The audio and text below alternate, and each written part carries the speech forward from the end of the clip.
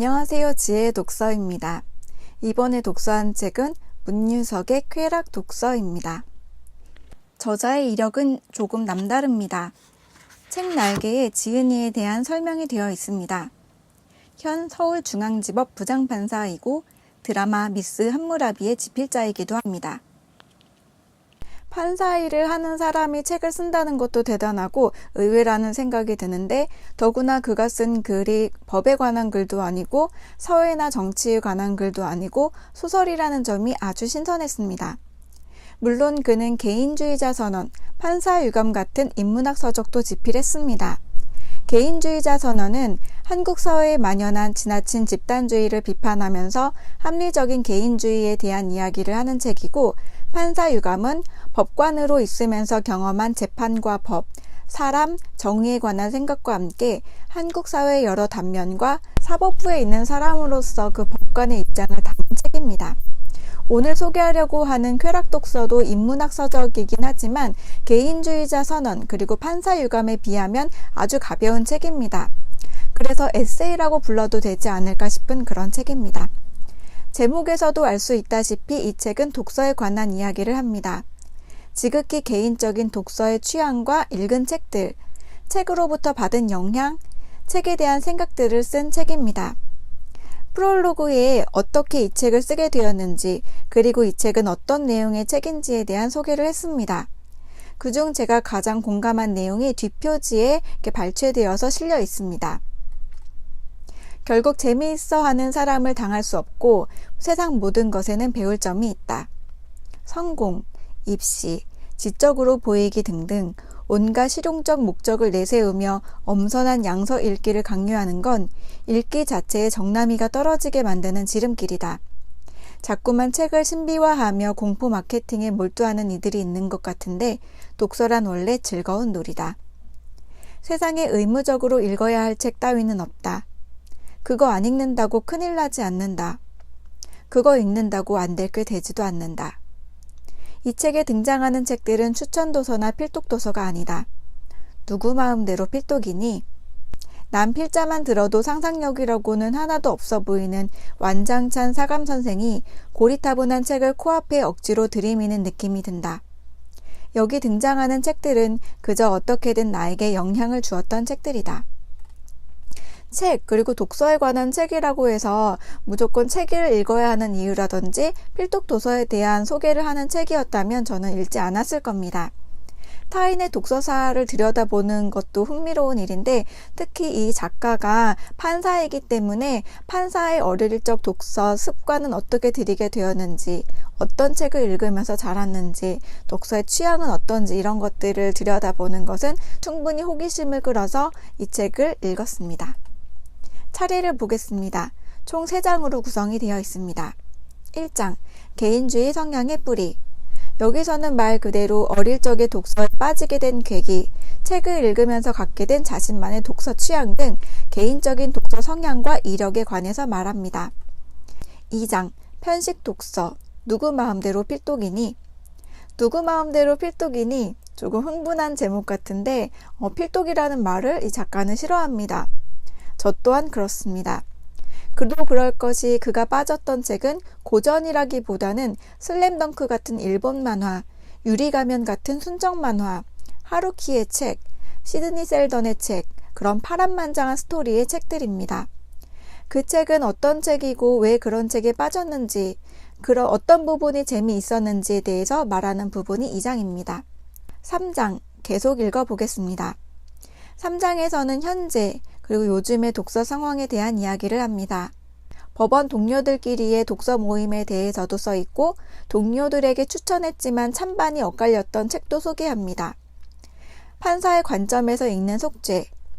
이 책은 이언 맥큐언의 책인데 성폭행을 목격한 어떤 여자가 범인을 잘못 지목함으로 이루어지는 사건을 다루고 있습니다.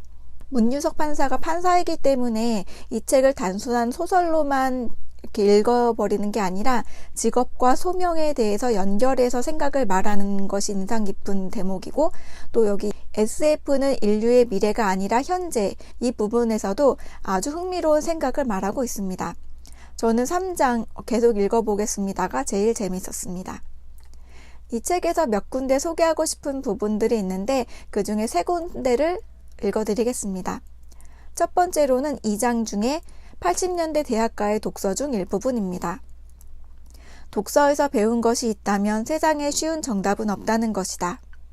그런데 80년대 대학가의 조급함은 정답을 정해놓고는 신입생들을 그곳으로 빨리 이끌려 했다. 그것은 독서가 아니라 학습이다. 독서란 정처 없이 방황하며 스스로 길을 찾는 행위지 누군가에 의해 목적지로 끌려가는 행위가 아니다. 80년대 당시는 학생운동이 활발히 일어나던 때였습니다. 그래서 선배들이나 주위에서 필독도서라고 사상 관련 책을 강요하곤 했는데 그에 대해 어떤 책이라도 강요되어서는 안 된다라고 말하고 있습니다. 독서란 정처 없이 방황하며 스스로 길을 찾는 행위지 누군가에 의해 목적지로 끌려가는 행위가 아니다. 정말 동감하는 말입니다. 지금도 80년대처럼 사상 관련 책을 필독도서로 내세우진 않지만 그렇지 않더라도 여전히 필독도서를 내세우는 것은 여전한 현실이죠. 그것 때문에 독서에 대한 흥미를 잃어버리거나 독서 자체를 꺼려하게 되는 사람이 많은 것은 아닌가, 여전히 지금도 그렇지 않나라는 생각을 합니다. 그리고 이어서 소개해드리고 싶은 두 번째 부분은 같은 장 2장에 나오는 부분입니다. 시드니 셀던의 소설에 대해서 얘기를 하는데 자신이 왜 그 소설에 푹 빠졌었는지에 대해서 얘기를 합니다. 엄청 파란만장한 스토리의 스케일 큰 그런 외국 소설들에 대해서 쭉 이야기를 하면서 반면 한국 문학 전집이 다루는 소설은 어떻는지, 어떻게 느껴졌는지에 대해서 비교하는 부분입니다. 그것도 읽어드리겠습니다. 반면 중학생 때 탐독하던 한국 문학 전집이 다루는 세계는 어땠던가? 기지촌 여성들, 각혈하는 노모, 포장마차, 선술집. 게다가 지역적으로도 한반도 남쪽에 갇혀 있다. 한국 창작자들의 상상력은 휴전선과 바다로 둘러싸인 작은 섬 안에 갈라파고스처럼 고립되어 있을 수밖에 없었다. 분단되고 가난한 나라의 비극이다. 제가 한국 문학을 읽고 느꼈던 거의 비슷한 평입니다. 어릴 적에 이런 책들을 읽고 책은 너무 어둡고 심각하기만 하고 재미없게 느껴졌습니다. 다만 여기서 문유석 판사가 말하는 한국 문학이 어떤 책을 말하는 건지 잘 모르겠습니다. 저의 경우는 일제강점기 전후의 문학은 좋아합니다. 특히 이상, 박태원, 윤동주, 백석 이런 작가들의 책을 좋아합니다. 제가 재미없다고 느끼는 한국 문학은 70년대부터 지금의 한국 문학입니다. 여러 이유가 있습니다. 그 중에 한 가지를 제일 큰 이유를 말씀을 드리자면 과거 한국 문학의 배경이 문유석 판사가 느끼는 대로 어둡고 비극적이고 고립된 것이었다면 물론 지금은 세련된 문화라든지 도시, 수준 높은 대화, 그리고 한국을 넘어서 외국까지 등장한다고 해도 주제나 사상면에서는 여전히 세계 문학에 비해서 많이 좁고 갑갑함을 느낍니다. 이건 물론 개인적인 견해이고 개인적인 독서 취향입니다. 여러분은 어떠신가요? 그리고 혹시 저에게 어떤 작가나 어떤 책을 추천하고 싶으신 게 있으신지도 궁금합니다. 어쨌든 저는 한국 문학보다 외국 문학을 더 많이 읽습니다. 또 세 번째 이 책에서 소개해드리려고 하는 부분은 문유석 판사의 짜샤이 이론입니다. 저 짜샤이가 뭔지 몰라서 검색을 해봤는데 전통 중국집에서 만드는 기본적인 반찬 중에 하나입니다. 기본기가 잘 돼 있는 음식, 그 기본으로 내세우는 음식이 자신의 입맛에 맞는 집이 자신에게도 맞는 음식점이듯이 책 역시 그렇다는 겁니다. 문유석 판사는 책을 고를 때 기본적으로 보는 요소로 문체를 봅니다. 문체를 중요하게 생각을 하는데 어떤 문체를 선호하는지 읽어드리겠습니다. 어깨에 힘 빼고 느긋하게 쓴 글. 하지만 한 문단에 적어도 한 가지 악센트는 있는 글. 너무 열심히 쓰려고 애쓰지 않았는데 잘 쓴 글. 객과보다는 고양이과의 글. 시큰둥한 글. 천연덕스러운 깨알개그로 킥킥대게 만드는 글. 이쁘게 쓰려고 애쓰지 않았는데 촌스럽지도 않은 글. 간결하고 솔직하고 위트 있고 지적이되 과시적이지 않으며 적당히 시니컬한 글. 이런 문체하면 여러분 누가 생각이 나시나요? 저는 대번에 하루키가 떠올랐습니다. 작가가 하루키를 언급하기 전부터 처음부터 읽을 때 하루키 문체를 닮았다라고 생각을 했습니다. 그래서 작가도 역시 하루키의 책을 좋아한다고 밝히고 있고 한국 작가로는 김현수 작가를 이런 문체의 작가로 꼽았습니다. 이 책 쾌락독서 역시 그런 문체로 쓰여져 있습니다. 저는 하루키를 좋아하는데도 불구하고 이 문유석 판사의 문체가 너무 하루키를 따라하는 것 같아서 그런 부분은 개인적으로 마이너스 요인이 되었습니다.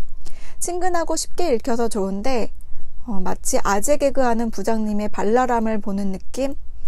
아무리 열린 감성의 부장님이라고 해도 말이죠. 이렇게 3가지 부분을 소개를 해드렸습니다. 그 밖에 더 소개해드리고 싶은 부분은 영상 미디어, 즉 핸드폰과 TV와 비교했을 때 책이 갖는 차이에 대해서 쓴 부분, 그리고 SF에 관해서 쓴 부분인데 오늘의 영상은 여기까지만 하도록 하겠습니다. 오늘 함께한 책은 문유석의 쾌락 독서였습니다. 지혜 독서였습니다. 감사합니다.